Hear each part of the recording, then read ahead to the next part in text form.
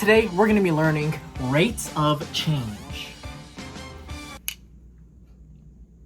In order to understand rate of change, you have to first understand independent and dependent variables. First, we'll look at our situation. F of x is a function where f is the number of chicken sandwiches released. Fuck, forgot the released was there. Okay, 3, 2, 1. First, are you laughing at me or with me? First, we'll look at our situation at hand.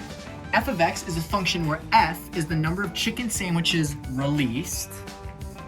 And x is the number of missing kids. And get a little closer on this, maybe. Not that close, goddamn! Don't piss me off, bitch, damn! Oh? He thought he was doing something? Get a little fucking closer! If the zoom is so close, I can't. Ew. So we need to identify. Oh, stop laughing at me. No, it's with you. It's with you. So first we need to identify the independent and the dependent variables, okay? You have your F label and you have your X label.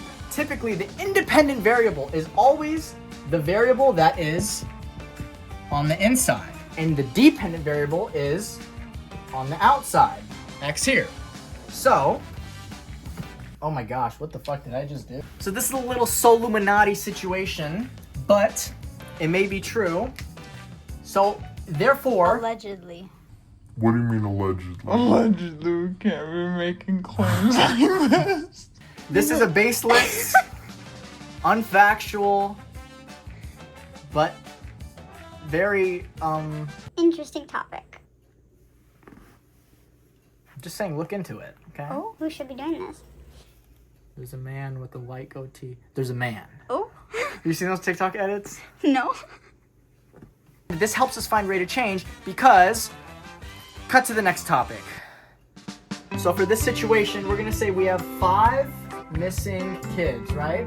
How many chicken sandwiches should that produce, right? Because this is a cause and effect. This is the independent, the input, and we have the dependent, our output basically, right?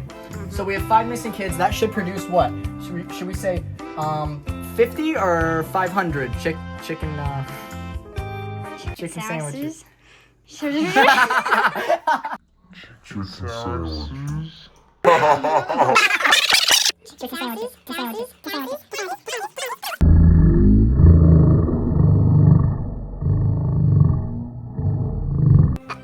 50 seems better. They put a lot of chicken in the sandwiches. You know, assuming they're bigger kids, but... So we have f of x equals 2x minus x squared over the interval 2 less than or equal to x less than or equal to 5. So how are we supposed to find the rate of change of this? Doesn't make sense. Pause for a moment and smile. Why you gotta be so serious? Acting so damn mysterious.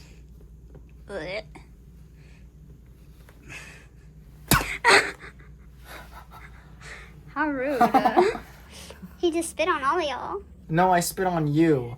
To all of my fans, to all of my friends. To all of my lovers. Alright. So I don't know how to do this. No, so basically, what you're gonna wanna do is how we talked about the output and input, dependent, independent. So we have f of b minus f of a over, so this is a fraction now, over b minus a. So b and a will be correlated to our interval. This will be a, this will be b. Because A is before B in the alphabet, so like 1, 2 kind of thing. Want to plug in these numbers now. So this 5 minus 2. It's kind of like a final minus initial kind of thing in physics. You'll learn it if you haven't already. Did you learn that? No. Yeah, I can tell. Yeah. How Yeah, dare I can you? tell. Did you guys hear my joke? Oh, I said I can tell, and then she was like, Loser. I was explaining the joke to them. If you could stop talking. You shouldn't have to explain your joke. Continue with the lesson.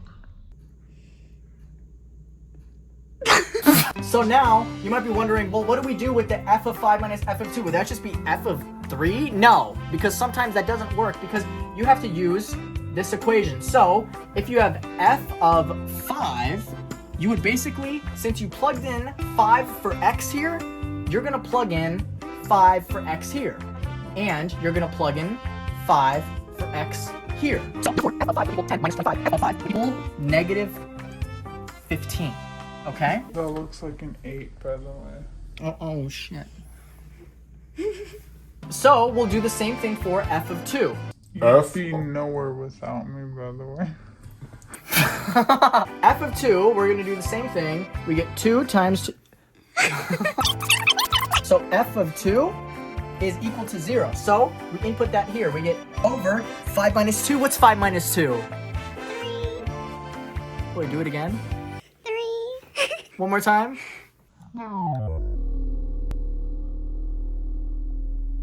Ooh, was that good, guys? Give me a round of applause. Woo! Negative 5, is that correct? Yeah.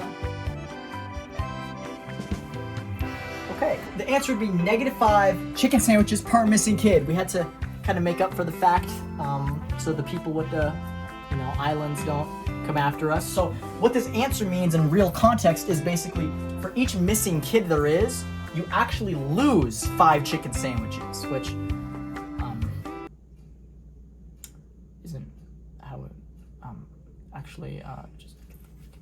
Now, some questions may ask you, is the rate of change positive or is the rate of change a negative?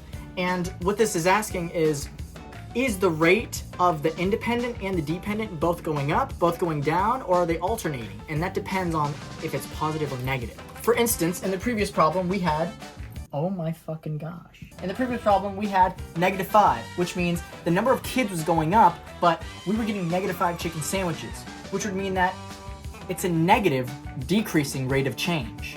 So we have some situations for you. The number of missing kids goes up and the number of chicken sandwiches increases. This would be Positive. Positive. that is positive. So we have the number of missing kids goes down and the number of chicken sandwiches increases. What is that? Positive. No, negative. Yeah!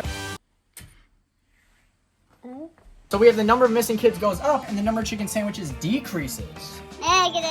Yeah. Why is that? Because this one is going up and this one's going down. Same here. This one's going down, this one's going up. Which would mean that they're alternating. They're not the same. Which would mean that rate of change would be negative, decreasing. Now the last one, the number of missing kids goes down and the number of chicken sandwiches decreases. So this is negative and this is negative. Now, is this positive or negative rate of change? Negative.